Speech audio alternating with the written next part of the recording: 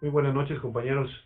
Disculpen los minutos que tomo antes de la clase, pero es para dar ingreso al resto de compañeros aquí a la clase virtual. El día de hoy, compañeros, vamos a platicar sobre otra fuente de las obligaciones. Ya habíamos platicado en determinado momento del contrato, ¿verdad? El contrato como fuente de obligaciones. También platicamos en la clase pasada, eh, platicamos sobre lo que eran los hechos lícitos sin convenio, es decir, obligaciones que proceden de hechos que son lícitos y donde no existe un contrato ni un convenio, se generan de hecho, ¿verdad? El día de hoy, compañeros, vamos a platicar sobre los delitos, ¿verdad? Lo que los romanos en determinado momento conocían como delitos y cuasidelitos.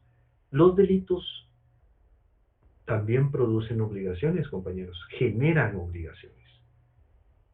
Y precisamente es algo que se debe tener en consideración porque producen un daño, generan un daño. Entonces, hay que reparar el daño. La situación aquí es, ¿quién lo va a reparar?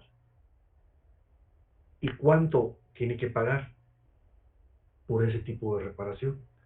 Recordemos que los delitos, compañeros, son transgresiones a la ley. Pueden ser de manera intencional o de manera no intencional o culposa. Por negligencia se pueden producir en determinado momento ciertas situaciones. En la clase del día de hoy, compañeros, sí nos vamos a apoyar bastante en el código. Entonces, eh, veamos el artículo 1645, por favor, compañeros, del Código Civil. Dice el artículo 1645. Todo daño debe indemnizarse. Toda persona que cause daño o perjuicio a otra, sea intencionalmente, sea por descuido o imprudencia, está obligada a repararlo, salvo que demuestre que el daño o perjuicio se produjo por culpa o negligencia inexcusable de la víctima. Entonces, eh, fíjense, compañeros, que este artículo sustenta precisamente esa situación, ¿verdad? En el área penal, compañeros, se deducen responsabilidades de tipo personal con privación de libertad. Pero en este caso no es así. Aquí, en el área civil, hay deducción de responsabilidades, pero todo es pagado, todo es pecuniario. Por eso habla de una indemnización. Si se produjo un daño, alguien tiene que repararlo. Por eso es que los hechos ilícitos, es decir, los delitos, generan obligaciones, porque producen un daño. La cuestión es quién lo va a reparar, ¿verdad? Y a cuánto va a ascender el pago para poder repararlo. Veamos el artículo 1646.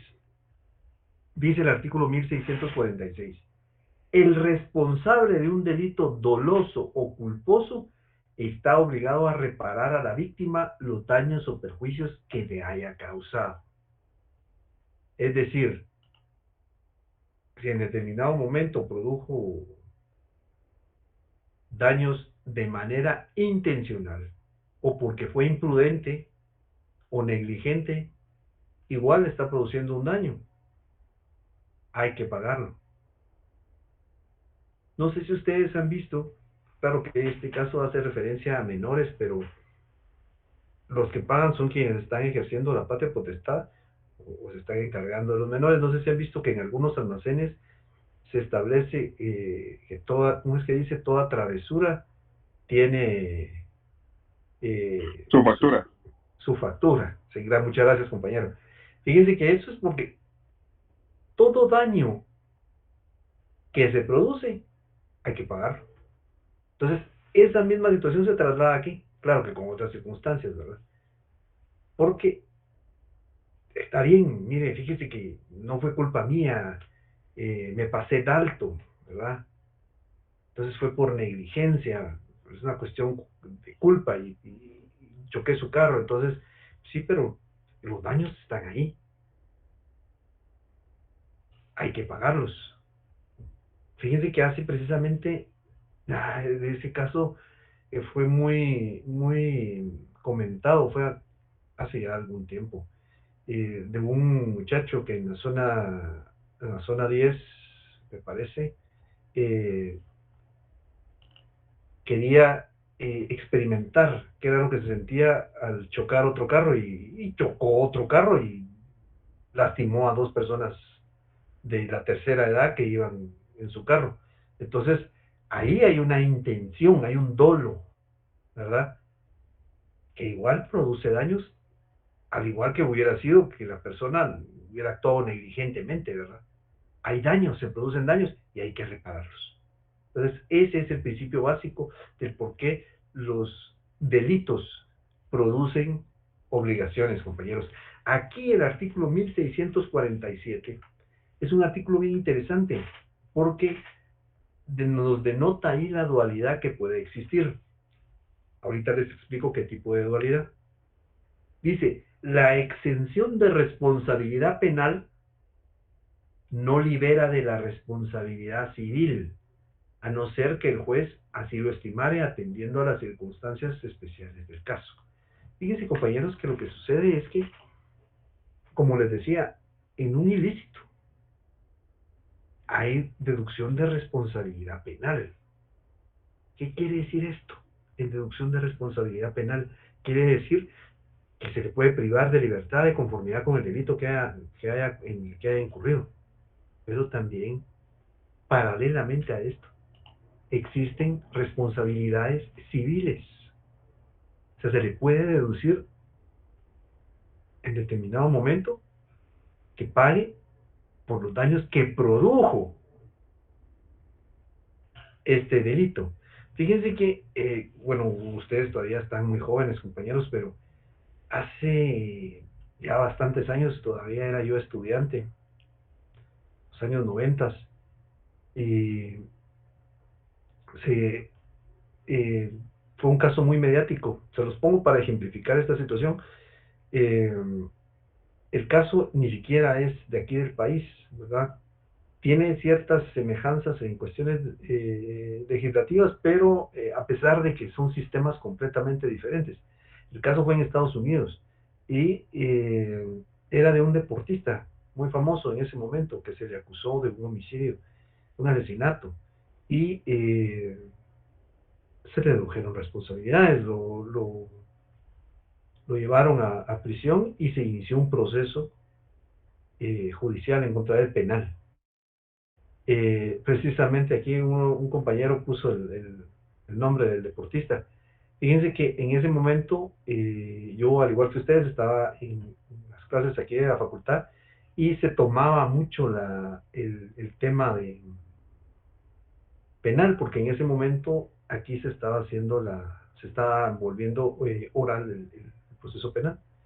Entonces se le puso mucha atención y al final él fue declarado inocente de lo que se le estaba acusando. Pero aparte hubo otro juicio en contra de él, que no tuvo tanto impacto mediático, realmente eso no apareció sino hasta tiempo después, el resultado. Se le llevó un juicio civil, se le dedujeron responsabilidades civiles y tuvo que pagar, ahí sí salió culpable. Eso es lo más interesante del caso, pues en el juicio penal él fue inocente, pero en el juicio civil no. Y se le dedujeron responsabilidades civiles y tuvo que pagar una gran cantidad de dinero que quedó casi que en bancarrota. Entonces, eh, si les comento esto por la situación a la que se refiere este artículo, esta dualidad, ¿verdad? Dice la exención de responsabilidad penal no libera de la responsabilidad civil, a no ser que el juez así lo estimare.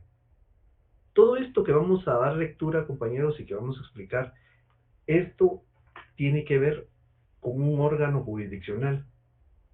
Es decir, son herramientas que en determinado momento se van a utilizar para que se puedan deducir responsabilidades a través de un juzgado, ¿verdad? Es el proceso, es la parte sustantiva de un proceso judicial, ¿verdad, compañeros? O sea, no es la parte práctica, pero son herramientas que se utilizan para deducir las responsabilidades en las que puede incurrir una persona.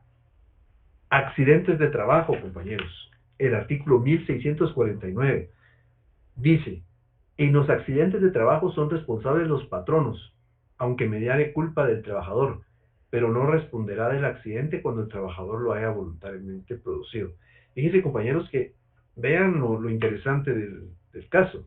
Dice: en los accidentes de trabajo son responsables los patronos, aunque mediare culpa, cuando hace referencia a culpa, es que fue por negligencia, por imprudencia, eh, del trabajador, pero no responderá del accidente cuando el trabajador lo haya voluntariamente producido. Fíjense, compañeros, que muchas veces el trabajador, hay trabajos que son peligrosos. El hecho de que en determinado momento el equipo de protección o el equipo que tenga que tener el trabajador no funcione correctamente o simplemente no lo lleve porque no se lo proporcionó el patrono, son elementos que se pueden tomar en consideración para deducir las responsabilidades. Aparte es que se haya suscitado porque la persona lo hizo con un propósito determinado. Fíjense que aquí precisamente un compañero me trasladó el caso que pasó en un centro comercial hace como unos 15 días. Fue lamentable. Me parece que el trabajador falleció, cayó de cierta altura. Y lo que a priori apareció en las noticias fue que no tenía el equipo de protección necesario. Entonces, debido a esto, tuvo un accidente y se cayó y falleció. Entonces, ahí hay responsabilidades por parte del patrono, que debe en determinado momento responder por esa situación. El artículo 1650 termina de completar esta situación. Dice: la persona o empresa que habitual o accidentalmente ejerciera una actividad en la que hiciere uso de mecanismos, instrumentos, aparatos o sustancias peligrosas por sí mismo, por la velocidad que desarrollen, por su naturaleza explosiva o inflamable, por la energía de la corriente eléctrica que conduzca o por otras causas análogas, está obligada a responder del daño o perjuicio que cause, salvo que pruebe que ese daño o perjuicio se produjo por dolo de la víctima. Dolo es intención, compañeros. Fíjense que uno diría, bueno, pero ¿quién en determinado momento en su sano juicio quiere intencionalmente estar bajo o ser objeto de un accidente? Lo que sucede es que muchas veces se funcionan en este tipo de cosas seguros. Entonces, hay primas de seguros que funcionan bajo ciertas condiciones y si la persona pues es lesionada o tiene algún problema por un accidente, pues será indemnizada. Pero eso lamentablemente creo que son los casos menores, ¿verdad? La mayoría no es así. Pero en lo que estamos leyendo en esto que está contemplado en la ley, generalmente los primeros artículos hablan sobre la generalidad de la situación y los últimos artículos hablan sobre la excepción a la norma que se consignó al inicio. En este caso, hablan sobre los patronos en el artículo 1649, pero ven que en el 1650 dice: salvo que pruebe que ese daño o perjuicio lo produjo por dolo de la víctima, o sea, por intención de la víctima. Fíjense que los casos, por ejemplo, que se dan también, que se han presentado como el caso de las personas que manejan energía eléctrica a través de los postes o alguna cuestión similar, se ven afectos. Estos postes que ve uno dentro de la ciudad transportan 38,000 watts. Entonces, eso es suficiente para que pueda pasar a una casa, pues para que hagan acometidas y una casa pueda tener energía eléctrica. Pero también es suficiente para matar a una persona.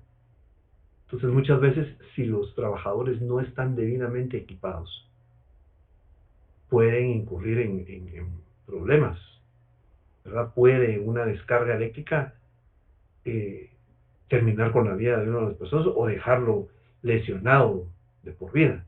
Entonces, todo eso, te los pongo como ejemplo porque todo eso puede afectar precisamente al patrono, ¿verdad? Que tendrá en determinado momento, si no prueba lo contrario, que pagar. Veamos los medios de transporte, compañeros. Este es un caso bastante escabroso, porque ya vemos que eso se presenta con mucha asiduidad. Generalmente eso, lamentablemente, se presenta con frecuencia. Dice el artículo 1651. Las empresas o el dueño de cualquier medio de transporte serán solidariamente responsables con los autores y cómplices de los daños o perjuicios que causen las personas encargadas de los vehículos, aun cuando la persona que los cause no sea empleada de dichas empresas o del dueño del medio de transporte, siempre que el encargado de los vehículos se los haya encomendado, aunque fuere de manera transitoria. Fíjense, compañeros, que aquí hace referencia a una figura. Nosotros vamos a ver ya en un par de clases, vamos a ver precisamente esa figura, que es la solidaridad. Me parece que en la clase anterior yo brevemente les platiqué un poquito de eso. Les pongo un ejemplo. Resulta que mi hermano y yo solicitamos un préstamo al banco. El banco es el acreedor, mi hermano y yo somos los deudores. Entonces, nos constituimos como deudores eh, solidarios. ¿Qué quiere decir esto? En términos prácticos. Que el banco, el acreedor, en determinado momento puede cobrarme a mí la total,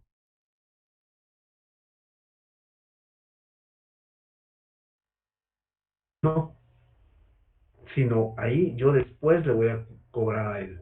Me puede decir, mire, yo les presté a ustedes 500 quetzales, 250 para cada uno. A usted págueme la totalidad de la deuda. Entonces, como somos solidariamente responsables los deudores, yo puedo responder por él. Posteriormente, yo le puedo pedir a él que me pague la parte proporcional que me corresponde, que yo puse por él. Entonces, ¿qué quiere decir esto en este artículo? Quiere decir que los responsables, es decir, por ejemplo, el chofer, ¿verdad? Y cómplices de los daños son solidariamente responsables los dueños, es decir, si en determinado momento se produce una situación de este tipo, si no responden los autores materiales, ¿verdad? Van a responder los dueños. No responde uno, responde el otro, para poder pagar la indemnización que se está solicitando. Eso es la solidaridad, cuando una persona puede responder por otra. Entonces, la ley lo prevé de esa manera. Dice, les repito nuevamente el artículo, dice, las empresas o dueño de cualquier medio de transporte serán solidariamente responsables con los autores y cómplices de los daños y perjuicios que causen las personas encargadas de los vehículos. Entonces, si no es uno, será el otro, ¿verdad? La cuestión es que se cumpla con la indemnización. Veamos ahora el artículo 1652. La responsabilidad a que se refiere el artículo anterior cesa si se comprueba que el damnificado hubiere dado lugar al daño o perjuicio resultante, o cuando hubiere procedido con manifiesta violación de las leyes y reglamentos. Resulta que se están deduciendo responsabilidades a un bus que impactó un carro, entonces hubo lesionados y toda la cuestión. Pero resulta que el carro venía en contra de la vía, se metió en contra de la vía.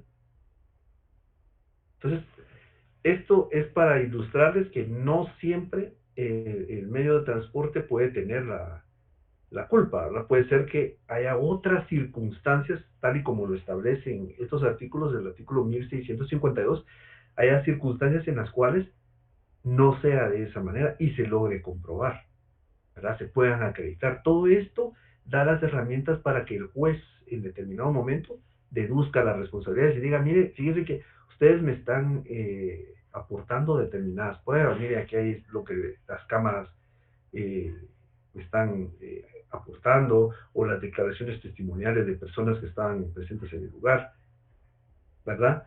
Para la cuestión de medios de transporte. Lamentablemente, la situación de medios de transporte es bien complicada, compañeros, porque no solo es muy frecuente, sino que generalmente produce lesiones muy fuertes.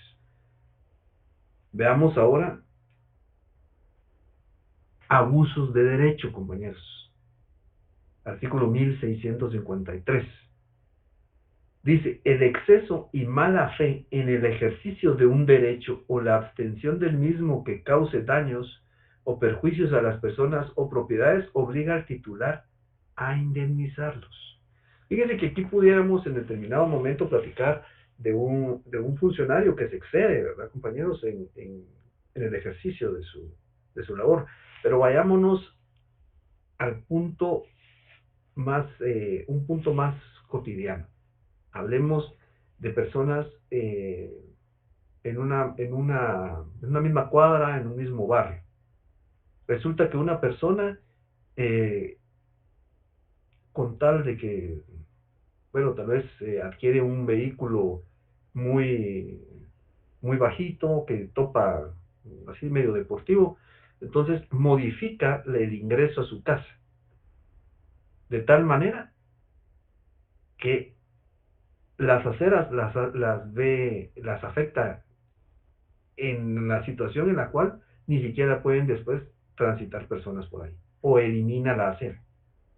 Entonces es un abuso de derecho, compañeros, porque está utilizando su propio derecho, lo está incrementando y está dejando sin ese servicio a las personas, a los vecinos o a las personas que transitan por el lugar, o el hecho incluso de utilizar las aceras creando como macetas o alguna cuestión así, o sembrando árboles muy grandes, ¿verdad? Que pueden destruir las aceras, incluso afectar las otras casas. Claro, para todo hay una herramienta jurídica y judicial, compañeros. Pero aquí a lo que voy, es el abuso que está cometiendo una persona en favor propio, ¿verdad? Eso de que modifican las aceras es algo que se presenta muy frecuentemente. Hay lugares en los cuales ha tenido que intervenir hasta la municipalidad porque ya no hay acera, la utilizan para otras cosas, ¿verdad? Entonces, eso, compañeros, es un abuso, ¿verdad? Un abuso de derecho que en determinado momento puede generar una situación en la cual haya que deducir responsabilidades, haya que indemnizar. Veamos el artículo 1654. Dice, si la persona que reclama la indemnización ha contribuido a causar el daño o perjuicio, la obligación de repararlo se deducirá en proporción a su participación en él. Eso quiere decir que la persona que dice, mire, fíjese que lo que pasa es que él trabajó en la acera y nos dejó sin acera. Pero resulta que él tuvo participación en esa situación, ¿verdad? Si eso se logra comprobar, entonces la deducción de responsabilidades desaparecerá, ¿verdad? En relación a la persona a quien se le está señalando de abusar del derecho. Entonces, eso que estamos viendo, el abuso de derecho, puede presentarse también a nivel funcionarios, ¿verdad, compañeros? Pero aquí, en este caso que estamos poniendo, no es un funcionario, pero vemos cómo puede abusar de su derecho y perjudicar a los demás. Veamos ahora las lesiones corporales, compañeros, en el artículo 1655. Fíjense que las lesiones es un caso bien interesante porque lo que sucede es que cuando se incurre en esto, cuando se producen lesiones, lo primero que se viene a la mente es, bueno, deduzcámosle responsabilidades penales, ¿verdad? Lo lastimó, pero también está su equivalente y en los accidentes, por ejemplo, se produce mucho. ¿Verdad? Donde hay lesiones. Por ejemplo, una persona que impacta contra una moto, por ejemplo, puede dejar lastimado a otra persona. Hay lesiones. Puede lastimar sus piernas, sus brazos. Entonces, hay lesiones y debe de cubrir, perdón compañeros, debe de cubrir el pago de la curación de esas lesiones. Veamos lo que dice el artículo. Dice, si el daño consiste en lesiones corporales, la víctima tiene derecho al reembolso de los gastos de curación y el pago de los daños o perjuicios que resulten de su incapacidad corporal, parcial o total para el trabajo, fijado por el juez en atención a las siguientes circunstancias. Entonces, generalmente, cuando se producen estos asuntos, ¿verdad? Pongamos el ejemplo de un asunto de tránsito. Lo que se ve muy a menudo es que se levantan actas donde se está asumiendo la responsabilidad por una de las partes. Eso es para evitar eh, estas situaciones, que esta situación se vaya hasta un proceso judicial, ¿verdad? Tanto penal como civil. Entonces, pero ya vemos que sí está obligado. Si hay alguien que se lastima por un impacto de esos, entonces lo que hay que hacer de conformidad con esto, ya cuando está a nivel judicial, es que el juez tomará en consideración los siguientes causales. El primero, la edad, estado civil, oficio o profesión de la persona que hubiera sido afectada, ¿verdad? La víctima. Segundo, obligación de la víctima de alimentar a las personas que tengan derecho conforme a la ley. Y tercero, posibilidad y capacidad de pago de la parte obligada. Entonces, esos tres causales, el juez los toma en consideración para poder deducir las responsabilidades con tal de pagar no solo las lesiones, sino los resultados que se produzcan, ¿verdad, compañeros? Como el hecho de que va a quedar incapacitado para poder trabajar. A ver, el compañero Roberto Morales. Buenas noches, Lick. Gracias por la palabra. Fíjese que yo tengo una amiga que iba de noche en su carro manejando y Ujú, iba una persona en estado de ebriedad y se cruzó la calle de la nada y vino ella y lo terminó atropellando y pues la persona murió después. En este caso la familia estaba pidiéndole por parte de como una indemnización de 450,000 quetzales, lo cual ella no tenía. ujú.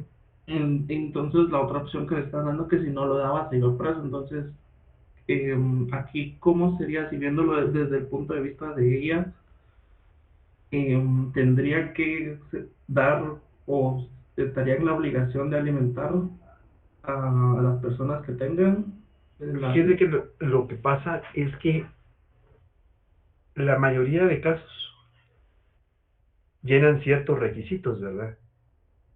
Y pareciera que son iguales, pero hay condiciones muy diferentes. Una de las condiciones que se puede tomar en consideración Y que es muy importante es lo que usted dijo al principio. La persona estaba en estado de ebriedad y así se cruzó la calle. Hay imprudencia por parte de él. Entonces, el problema es que mientras se llega a eso, hay una serie de situaciones, ¿verdad? Ellos lo que van a poner es una denuncia al Ministerio Público y para iniciar un procedimiento de tipo penal, ¿verdad? Probablemente lo hagan también, pero ahí hay que presentar una demanda a un juzgado civil. Pero en este caso hay métodos de prueba donde en determinado momento se puede establecer que la persona iba en estado de ebriedad. Lo que en primera instancia le estaban pidiendo, que era casi medio millón de quetzales, era porque querían llegar a un acuerdo antes de llegar a la parte judicial. Entonces estaban pidiéndole que voluntariamente pagara. Pero aquí también hay que hacer constar el hecho de que la persona se encontraba en algún estado de ebriedad y que eso puede en determinado momento modificar la situación, porque aquí ya se están estableciendo que la persona fue la que causó el accidente. De hecho, en la mayoría de situaciones que se señalan aquí en el código, se establece que si la víctima posee culpa, entonces la indemnización puede disminuir o desaparecer.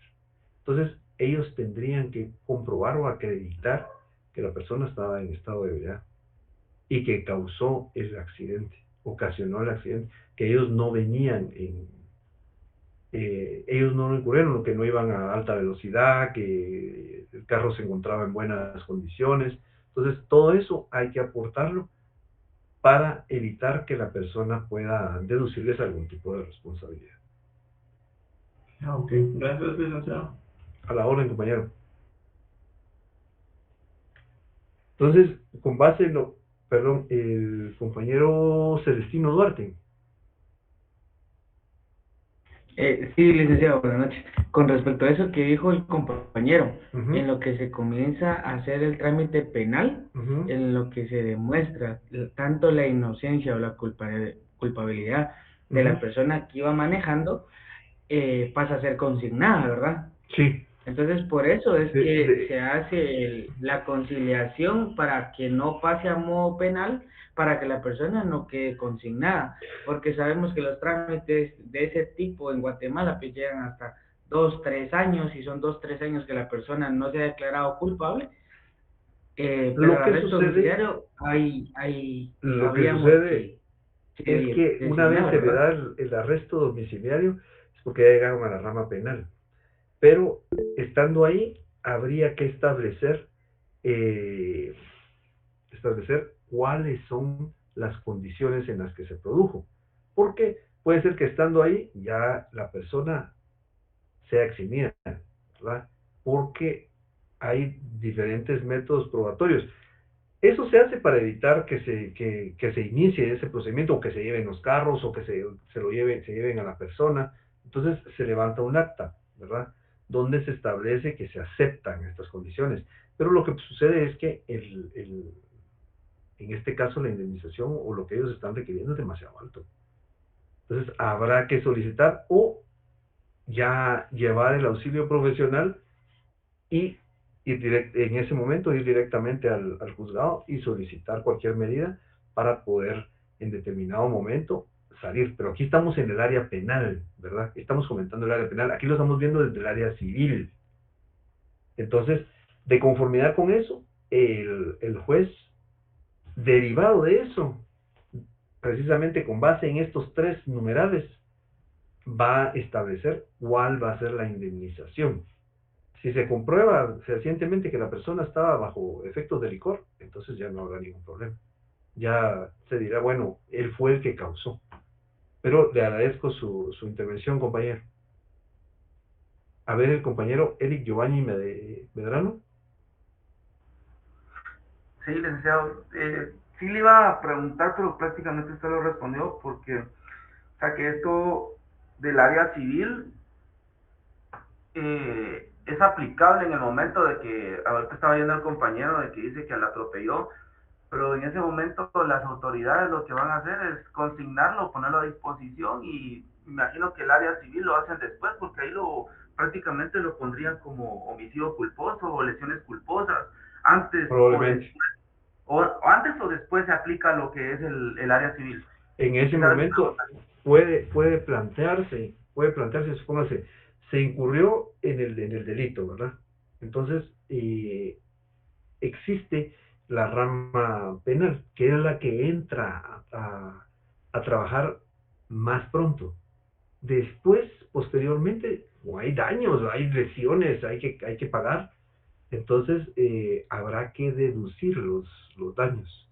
Entonces, bueno, mire, lo vamos a demandar civilmente y por favor, páguenos los daños que se produjeron, las facturas médicas y y si arruinaron mi transporte vehicular y máxime si lo mató, ¿verdad? Entonces, precisamente puede ser un homicidio culposo, ¿verdad?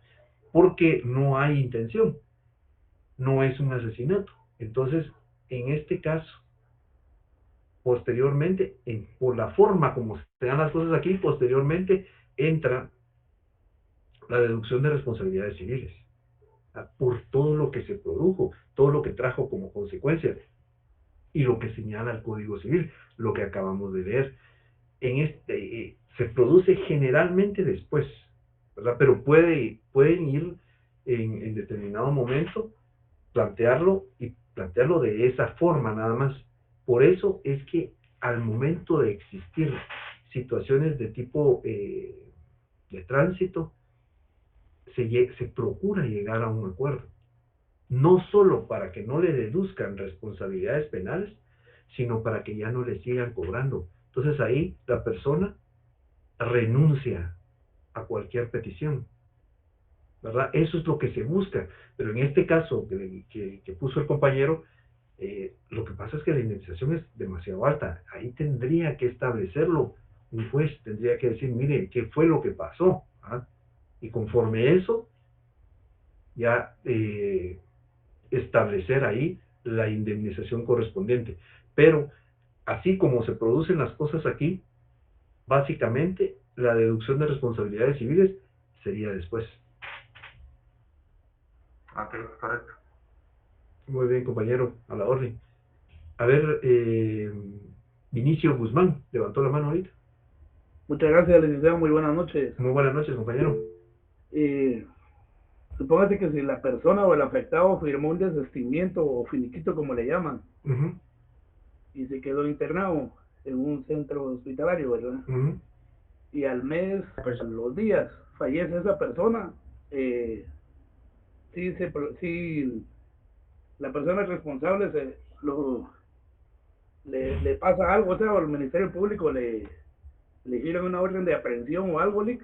Es que lo que pasa es que, fíjese que ahí cambia Y por el eso, delito, la transgresión legal cambia, porque porque el delito la por el PNC, cual, o sea, la PNC se basa con el acta que usted menciona, del desistimiento, ¿verdad? sí, Pero ya los días y todo eso fallece esa persona.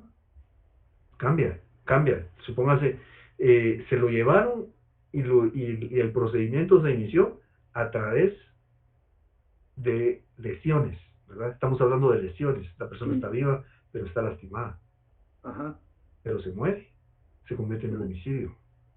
Entonces ahí hay otro tipo de responsabilidades. Incluso hay momentos en el que los jueces inician ahí la persecución, puede incluso privársele de libertad a la persona que incurrió en esa situación. Y la indemnización civil cambia, porque es otro delito, ¿verdad? Entonces se modifica.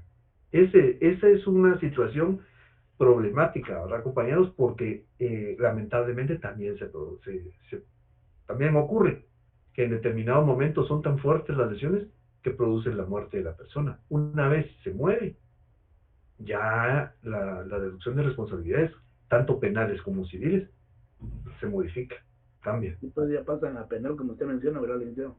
Pueden ser penales o pueden ser civiles. En este caso, lo que nosotros estamos viendo son las responsabilidades civiles. Pero por eso les decía que le pusieran atención al artículo 1647. Miren lo que dice el artículo 1647, la exención de responsabilidad penal no libera de la responsabilidad civil, a no ser que el juez así lo estimare, atendiendo a las circunstancias esenciales del caso. Es por eso que en los desistimientos se consigna renuncia a deducir responsabilidades civiles, penales, porque lo que pasa es que puede ser una o puede ser la otra, ¿verdad, compañeros? Son situaciones que se deben en determinado momento tener en consideración para evitar problemas a futuro, porque las responsabilidades quedan ahí y se modifican. En este caso que usted está poniendo, se plantearon algunas situaciones y que obedecen a una cierta situación, a un cierto delito, pero ese delito se modifica, cambia, ¿verdad?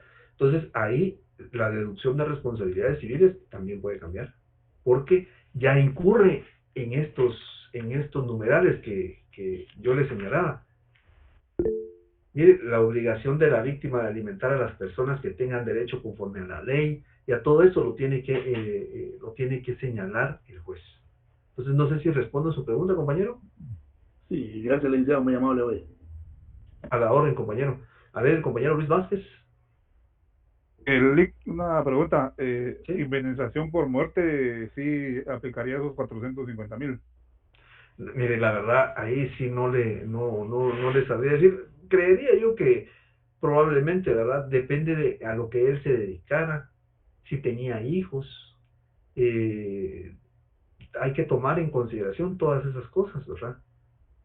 Porque depende de eso, el juez va a señalar la indemnización correspondiente. Va a decir, bueno, mire, aquí precisamente con lo que establece el numeral 2 del artículo 1655, ¿verdad? Obligación de la víctima de alimentar a las personas que tengan derecho conforme a la ley.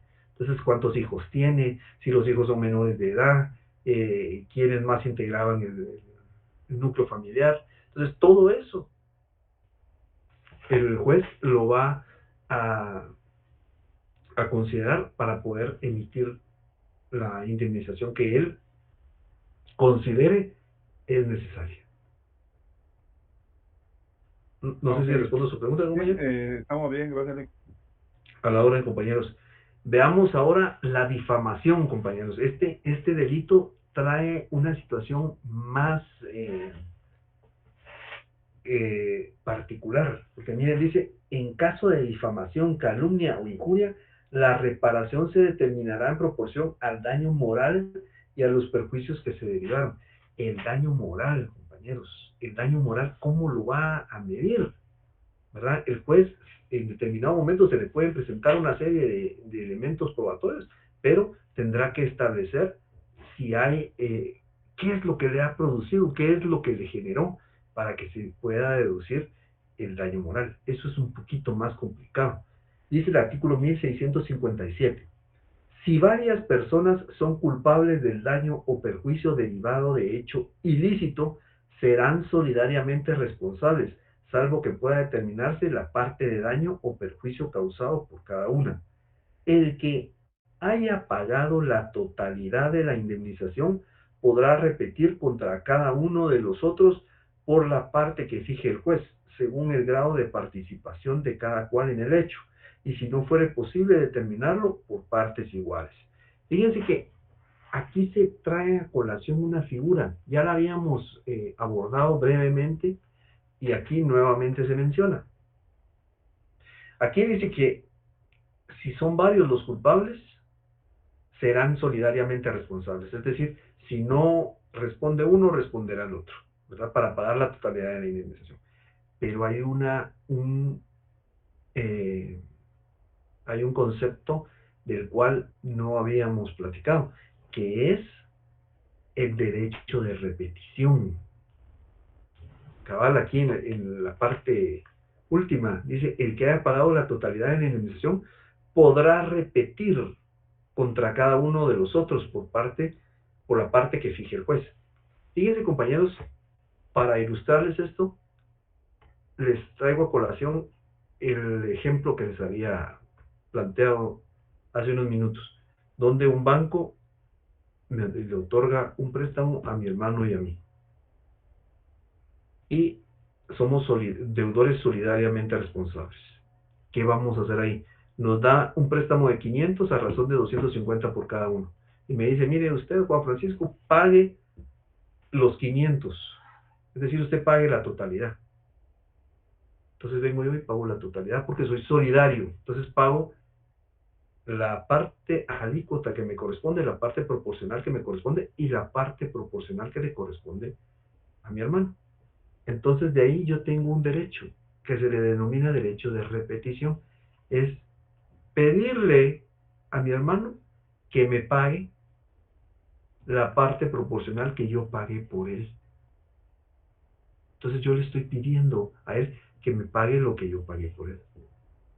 Entonces, esto quiere decir aquí que quien haya pagado la totalidad de indemnización puede repetir, dice, puede en determinado momento solicitarles el pago de lo que él pagó por ellos a las otras personas que están también acusadas o son culpables de difamación. Eso es lo que quiere decir esto. Esta figura nosotros la vamos a ver un poquito más a profundidad cuando veamos la mancomunidad solidaria. Ya al terminar nosotros esta situación, nosotros vamos a empezar a ver la división de las obligaciones por sujeto o por objeto. Entonces, por sujeto ya vamos a abordar lo que es el derecho de repetición, pero es interesante saberlo e importante porque hay varios artículos aquí que ya lo empiezan a señalar. Veamos ahora el artículo 1658. Dice, el que causa daño o perjuicio para preservarse a sí mismo o para proteger a un tercero de un peligro inminente, está obligado no obstante a la reparación que fije el juez, de manera equitativa y según las circunstancias, pero si la protección redunda exclusivamente en favor del tercero, este será obligado a dicha reparación. El que cause daño, dice el artículo 1659, estando privado accidentalmente de discernimiento, no queda exento de responsabilidad a menos que pruebe que cayó en este estado sin su culpa. Claro que esto es para la difamación, pero si alguien en determinado momento incurre en esta situación de difamar, habrá que establecer si no está bajo algún tipo de bebida espirituosa o alguna droga en especial que produzca que su desempeño sea en determinado momento que incurra produzca problemas a futuro, ¿verdad? Por ir en ese estado.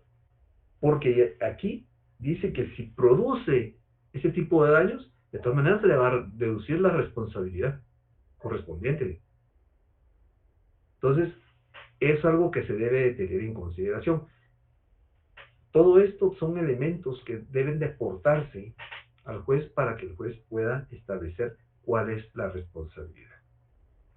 Ahora veamos lo que son los menores de edad, compañeros. Los menores de edad siempre se ven sujetos a situaciones bien especiales, porque es un tema muy sensible, es un tema especial, ¿verdad, compañeros?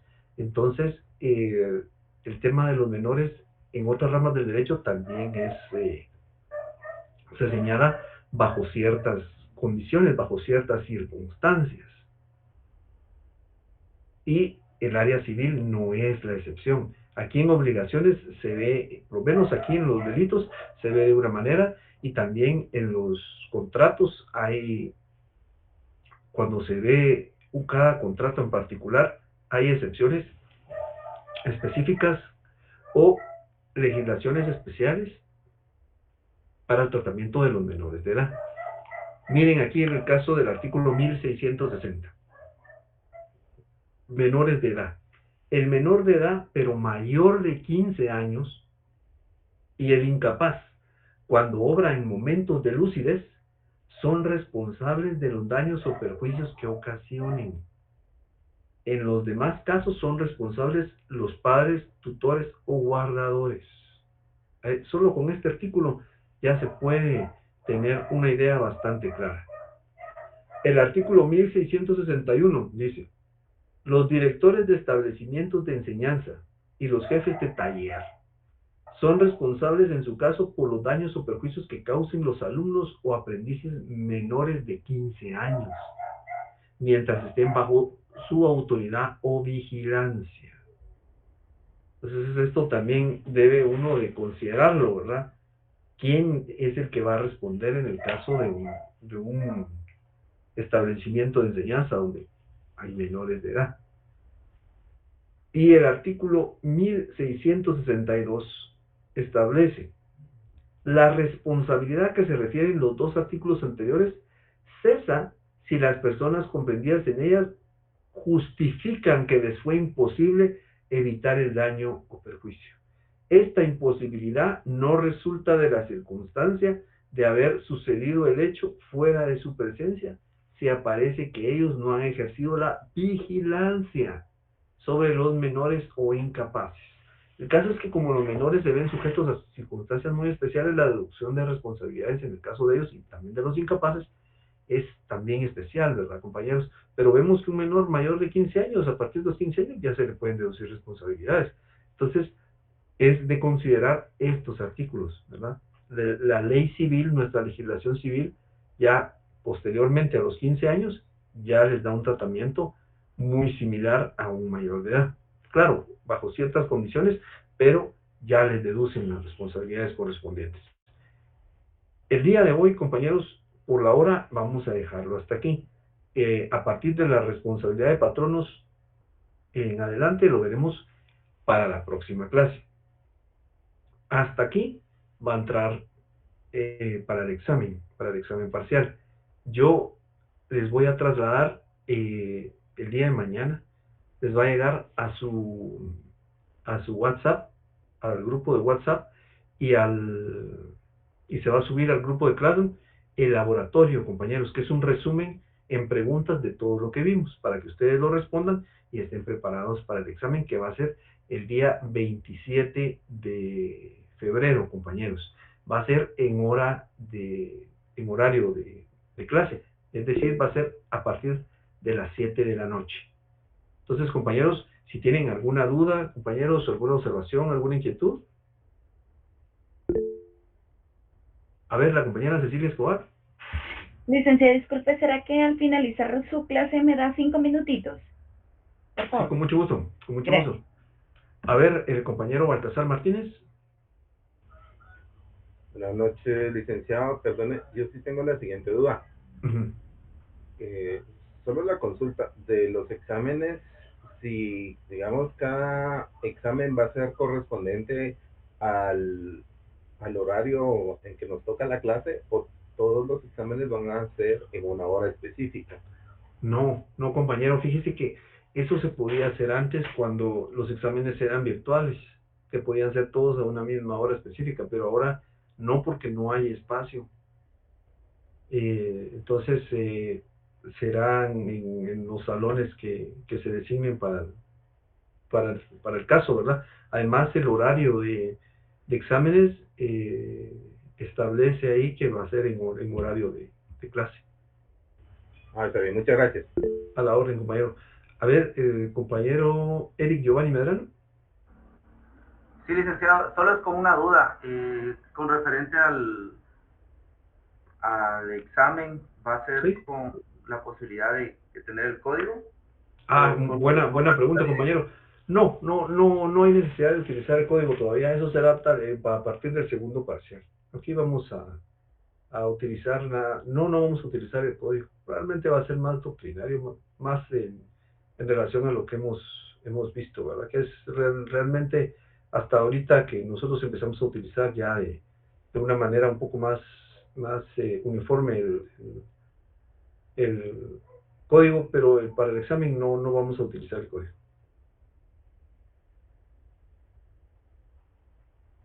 A ver, el compañero Jimmy Alberto Medina. Buenas noches, licenciado. Sí, yo creo que básicamente las dudas que tenemos sobre los exámenes, ¿verdad? Y yo sé que, pues, que usted nada más nos puede dar información de su clase, ¿verdad? Esa es la duda que teníamos, la misma de cómo iba a ser, en qué fecha, en qué horario, ¿verdad? Y estaba revisando, la primera que tenemos es derecho laboral, compañeros, está bien a primera hora. Miércoles tenemos derechos de los pueblos indígenas, miércoles a segunda hora, porque derechos de los pueblos indígenas a segunda hora. Viernes nos toca lógica jurídica, pero lógica jurídica no recibimos los viernes, entonces habría que ver que aparece lógica jurídica a las 6, esa a primera hora. El viernes nos tocaría a primera hora, compañeros, lo que es la próxima semana. Solamente eso. Sí, compañeros, fíjense que, miren, yo comprendo, porque lo que pasa es que es una nueva, en el caso de ustedes creo que no habían estado presencialmente antes, ¿verdad? Entonces la mayoría de exámenes era a la misma hora, todos eran a la misma hora, pero por cuestiones de espacio, ¿verdad? Como ahora ya es presencial, eh, una, a una hora va a ser una sección y a otra hora va a ser la otra sección. Otra cosa, compañeros, en el lapso de los exámenes no van a haber clases. Es algo que ya nos trasladaron a partir de coordinación, entonces no vamos a tener clases. Disculpe, ni intercalados, o sea, por ejemplo, como es lunes, miércoles y viernes, martes y jueves, tampoco van a haber clases. No van a haber clases. Ok, gracias. ¿Alguna otra inquietud, compañeros? Feliz noche, licenciado, que descanse. Bueno, feliz noche, compañeros, que Dios me los bendiga. Gracias. Estén pendientes.